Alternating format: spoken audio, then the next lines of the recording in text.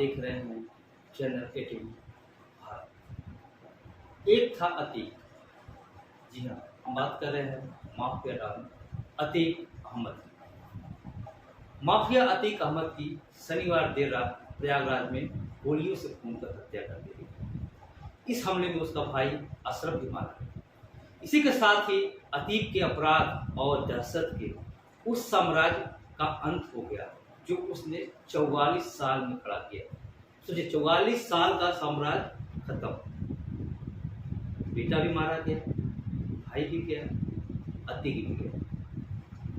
सोचिए, 44 साल समय गुजार दिया। 44 साल में वो साम्राज्य खड़ा हुआ था। अब महज 18 सेकेंड में सब खत्म। सोचिए, 18 सेकेंड में किसी वारदात को अंजाम दिया गया और 44 साल का साम्राज्य खत्म हो गया। अतीक अहमद, अतीक पर 100 से भी ज्यादा केस थे। 24 फरवरी को उमेश पाल की हत्या के मामले में दर्ज हुए केस से उसका और उसकी गैंग का काउंटडाउन शुरू हो गया। यानी कह रहे हैं उमेश पाल के मौत के बाद यूं मानिए अतीक का काल आ गया। और वही हुआ जिसका लोगों को डर था, जिसका खुद अतीक को डर था, कहीं मेरी गाड़ी ना पलटे। गाड़ी तो नहीं पलटी। महज 18 सेकेंड में 3 शातिर, बदमाश और साफ शूटरों ने अतीक का खेल खत्म कर दिया। अतीक के परिवार और गैंग पर शिकंजा कसना शुरू हो गया था उसी समय से जब उमेश पाल की हत्या हुई थी। पहले अतीक के परिवार और गैंग पर शिकंजा कसा गया। फिर 13 अप्रैल को उसके तीसरे नंबर के बेटे असद और शूटर गुलाम इनकाउंटर में हुए। असद को शनिवार को सुपुर्दे खाक किया गया। इसके बाद रात होते होते अतीक और उसका भाई हमले में मारा गया। सोचिए, महज 18 सेकेंड की शुरुआत हुई है। 18 सेकेंड में अतीक का खत्म हो गया। अतीक पर हत्या की साजिश, किडनैपिंग जैसे 100 से ज्यादा मामले दर्ज थे। सोचिए कितना बड़ा अपराधी था। 100 से ज्यादा मामले दर्ज थे, फिर भी जेल में बैठकर हत्या की साजिश रचता था। अतीक अहमद ने सिर्फ क्राइम बल्कि राजनीतिक दुनिया में भी जाना जाता है। अतीक के खौफ का अंदाज इसी बात से लगाया जा सकता है जब उसने 2012 में चुनाव लड़ने के लिए इलाहाबाद हाई कोर्ट में जमानत के लिए अर्जी दी। तो हाई कोर्ट के 10 जजों ने केस की सुनवाई से खुद को अलग कर लिया। सोचिए इतना बड़ा रसूख। 10 जज खुद ही अलग कर लिए सुनवाई से कि मामला अतीक अहमद का। 11वें जज ने सुनवाई की और अतीक अहमद को जमानत मिल गई। सोचिए, जमानत भी मिल गई, 10 जज अलग भी हो गए। एक समय था जब पूर्वांचल में अतीक अहमद की कुर्सी बोलती थी, लोग कांपते थे थर थर, मानो अतीक कौन है, कहां से आ गया। एक समय हुआ करता था जब ये चुनाव में निकलते थे रैलियों के लिए, तो 100-100, 200 लोगों का काफिला गाड़ियों का। सोचिए, लेकिन आज वो मिट्टी में मिले। महज 18 सेकेंड में उनकी कहानी द एंड हो गई। अतीक एक बार सांसद और 5 बार विधायक रहे। सोचिए, 5 बार विधायक, यानी कह सकते गैंगस्टर से लेके खादी तक सांसद रहा, विधायक रहा। आज देखिए क्या हासिल। अतीक अहमद का नाम हाल में ही प्रयागराज में हुए उमेश पाल हत्या के कांड में सामने आया। अतीक ने तमाम जुर्म किए, लेकिन उमेश पाल की हत्या के बाद उसका साम्राज्य खत्म होना शुरू हो गया। अब तक उसके गैंग की तबाही ही देखने को मिली। यही वह केस है जिसे जुड़ी 10 तारीख में अतीक का 44 साल का बनाया हुआ माफिया राज्य साम्राज्य मिट्टी में मिल गया। सोचिए, 44 साल साम्राज्य को बनाने में लग गया, पल भर में सब खाक हो गया। 10 तारीख के बता रहे हैं आपको हम, जो अतीक के 44 साल के साम्राज्य को खत्म करता है। वो बस 10 तारीख ऐसी थी जो पूरे साम्राज्य को खत्म कर दिया। पहली तारीख 24 फरवरी। 24 फरवरी को प्रयागराज की सड़कों पर दिन दहाड़े उमेश पाल और उसके 2 गनर्स की हत्या कर दी गई। उमेश पाल 19 साल पहले हुए राजू पाल हत्याकांड का मुख्य गवाह था। 25 फरवरी उमेश पाल की पत्नी ने अतीक, अशरफ, शाइस्ता समेत 9 लोगों पर मामला दर्ज कराया था। उधर जब यूपी विधानसभा में विपक्ष ने कानून के मुद्दे पर सरकार पर निशाना साधा तो सीएम योगी ने कहा, इस सदन में मैं कह रहा हूं, इस माफिया को मिट्टी में मिला देंगे। सोचिए, सीएम योगी ने बात कही, इस माफिया को मिट्टी में मिला देंगे। जितने माफिया हैं उनको मिट्टी में मिलाने का काम करेंगे, तो वही होगा। आखिरकार आज अतीक का पूरा परिवार मिट्टी में मिल गया। अब बचा कौन है? शाइस्ता परवीन। आगे क्या होगा? क्योंकि उनकी भी तलाश पुलिस कर रही है। वो भी आरोपी हैं उमेश पाल हत्याकांड। उनके ऊपर भी इनाम है। बेटा, भाई, अतीक, 3 गए हैं। अब एक बचा है। कौन? शाइस्ता परवीन, अतीक अहमद की बीवी। अब बताते हैं कुछ। 26 फरवरी उमेश पाल हत्याकांड में सीसीटीवी फुटेज से आरोपियों की पहचान हुई। पुलिस ने विजय चौधरी उर्फ उस्मान, अरबाज, अतीक के बेटे असद, गुलाम, गुड्डू मुस्लिम, साबिर, अरमान की पहचान की। ये सब अतीक के गुर्गे हैं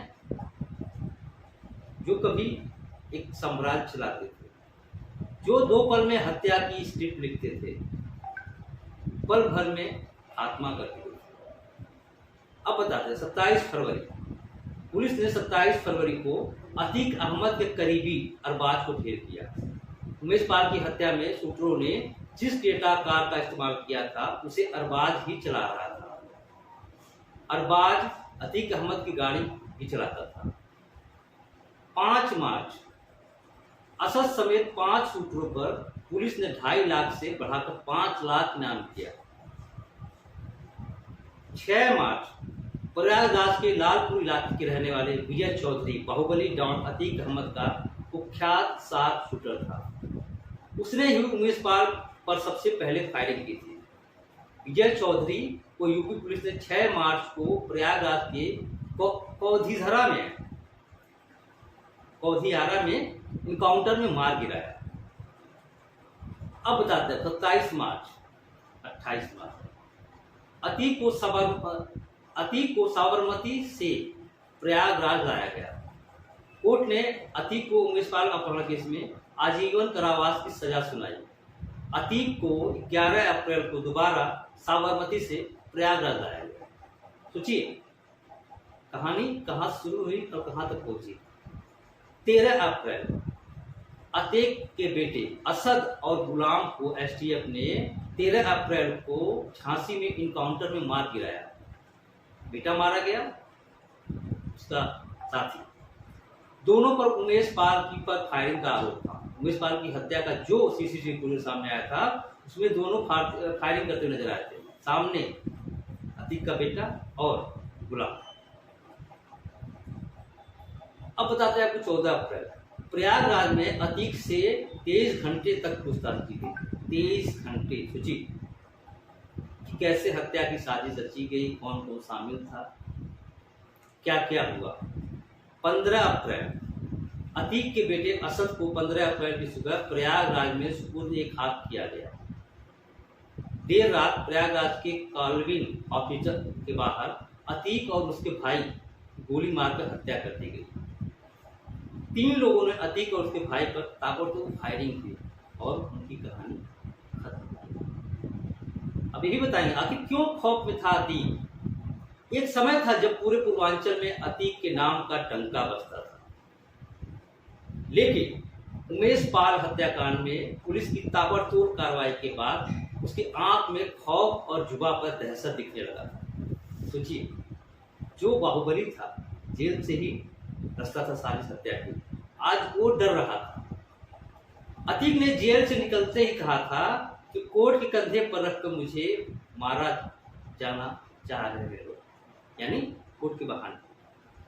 12 अप्रैल को जब अतीक अहमद को प्रयागराज लाया जा रहा था, तब रास्ते में अतीक के सवाल किया कि कहीं आप दबंगई कर रहे हैं तो डर नहीं रहे हैं, आप 100 से ज्यादा मामले दर्ज हैं, क्यों डर रहे हैं आप?